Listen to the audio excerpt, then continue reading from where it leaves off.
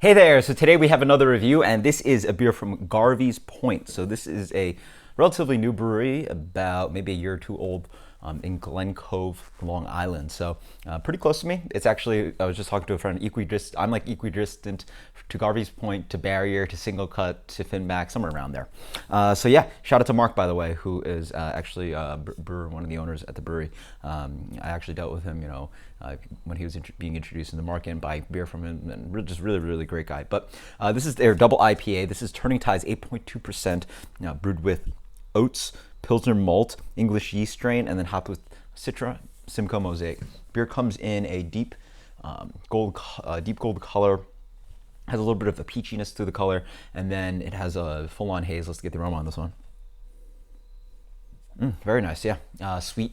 Again, I'm getting stone fruit, I'm getting apricot. There's this kind of like big, rich, like floral notes. Like, I'm assuming it's from the geraniol, from the hops.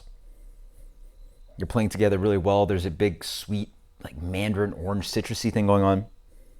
I mean, they're quote-unquote cheater hops. Everything smells good with Citra Mosaic, Simcoe, so cheers.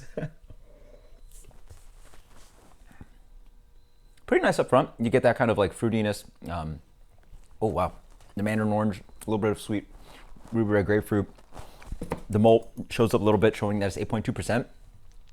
But then quite quickly, like I want to say,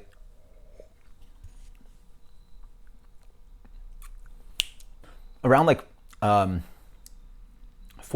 or 50% of the way of the experience, and as you wait it and let it settle on your mouth, it turns real fast on you, and it gets very dry and astringent. Very harsh, actually.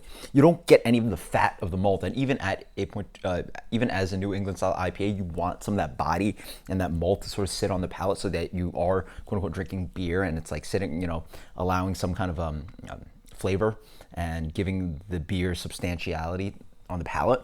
It lacks that because the beer is so stringent and dry that you don't taste that. I mean, it's super dangerous if you want to like slug a can of 8.2% beer, but for the notion of making good double IPA, it really has that issue.